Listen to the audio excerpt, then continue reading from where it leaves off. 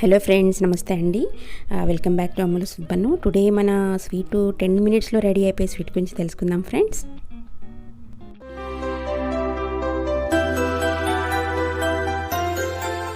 So మనం ప్రాసెస్లోకి వెళ్ళిపోదామండి. ఫస్ట్ మనం ఒక వెడల్పాటి ప్యాన్ తీసుకోవాలి. అందులో ఒక 500 ml మిల్క్, చిక్కటి పాలు తీసుకోవాలి. పాలు మరిగేంత వరకు, కొంచెం బాయిల్ అయ్యేంత వరకు ఉంచాలండి. అందులో తర్వాత మనం ఒక కప్పు మనం ఇక్కడ షుగర్ కలుపుకోవాలి. ఇలాగ ఇది రబడీ తయారు చేసుకోవడానికి, అంటే మలై అనమాట. సో దీంట్లో బాదం పప్పు, జీడిపప్పు కూడా మనం బాగా క్రష్ చేసుకుని వేసేసుకొని సాఫ్రాన్ కలుపుకుని, అంటే కుంకుమ పువ్వు మిల్క్ కానీ ఆరెంజ్ కలర్ కావాలంటే అదన్నా కలుపుకోవచ్చు. బట్ కుంకుమ పువ్వు టేస్ట్గా ఉంటుంది. సో ఇది కలుపుకున్న తర్వాత దీన్ని బాగా మనం స్టిర్ చేస్తూనే ఉండాలంటే కలుపుతూనే ఉండాలి, ఎందుకంటే ఇది అడుగంటకుండా. సో ఇలా బాయిలింగ్ పాయింట్ వచ్చాక ఒక 5 మినిట్స్కి ఇలాగా హై ఫ్లేమ్లో బాయిలింగ్ పాయింట్ వచ్చాక సిమ్లో పెట్టుకోండి. సో రబడీ మనకి రెడీ అయిపోయింది.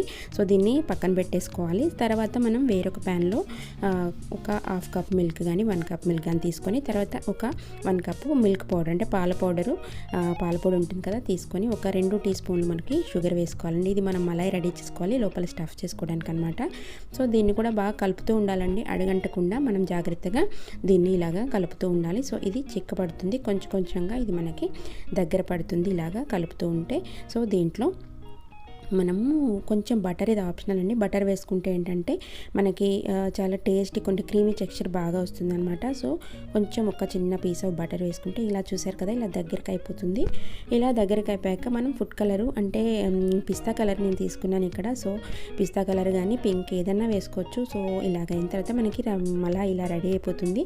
సో ఇది చల్లారిన తర్వాత మనకి గట్టి పడుతుందండి. సో దీనికి చేతికి మనం ఆయిల్ రాసుకొని ఒక చిన్న ఉండల్లాగా మనం రెడీ చేసుకొని పక్కన పెట్టుకోవాలి. సో బ్రెడ్ స్లైసెస్ తీసుకొని సైడ్స్ ఇవి కట్ చేసేసుకోవాలి. ఇలా కట్ చేసుకున్న తర్వాత దీన్ని మనము కొంచెం జెంట్లీగా కొంచెం ప్రెస్ చేసుకోవాలి. ఇలాగా మనము ప్రెస్ చేసుకొని దాంట్లో మలై ఇలాగా స్టఫ్ చేసేసుకొని మనం దీన్ని క్లోజ్ చేసేసుకోవాలండి. జాగ్రత్తగా క్లోజ్ చేసుకోవాలి, కొంచెం బ్రెడ్ విరగకుండా. సో క్లోజ్ చేసుకుని దానికి మిల్క్ కానీ వాటర్ కానీ మనం లాస్ట్లో అప్లై చేసేసుకొని ఇలాగా మనం దాన్ని క్లోజ్ చేసుకోవాలి. ఇలా అంటుకుపోతుంది. సో అన్నీ ఇలాగే రెడీ చేసుకోవాలి. ఇలా రెడీ చేసుకున్న తర్వాత మనకి లోపల మాత్రం చక్కగా మలై ఉంటుంది, బయటికి ఇలాగ బ్రెడ్ ఉంటుంది. సో ఇలాగా, సో దీన్ని అన్నిటినీ మనము ఇలాగ ఒక దాంట్లో అరేంజ్ చేసేసుకోవాలండి. అరేంజ్ చేసుకొని రబడీ రెడీ చేసుకున్నాం కదా, ఆ రబడీని అంతా దీని మీద పోసేసుకోవాలి. సో దీన్ని ఒక 10 మినిట్స్ తర్వాత మనము ఫ్రిడ్జ్లో పెట్టుకొని ఒక 1/2 అవర్ తర్వాత తీసుకున్నట్టయితే చాలా బాగుంటుంది.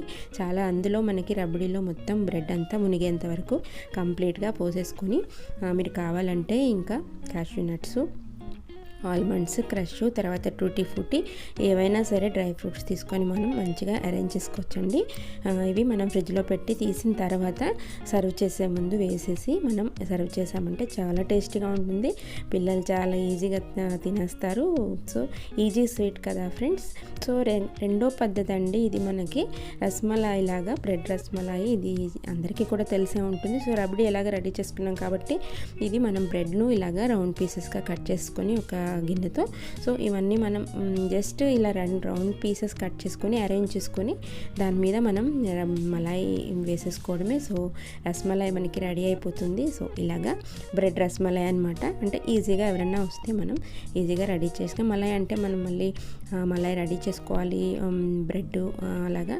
సో ఇలాగా పాలు కాకుండా బ్రెడ్తో అయితే ఈజీగా మనం ఇలా రెడీ చేసుకోవచ్చు. సో మీకు అందరికీ నచ్చే ఉంటుంది అనుకుంటా ఫ్రెండ్స్. మీరు కూడా ట్రై చేయండి, లైక్ చేయండి, షేర్ చేయండి. సో చాలా ఈజీ స్వీట్, పిల్లలు చాలా ఇష్టపడి తినేస్తారు. సో కంపల్సరీగా ట్రై చేయండి ఫ్రెండ్స్. థ్యాంక్స్ ఫర్ వాచింగ్ అండి.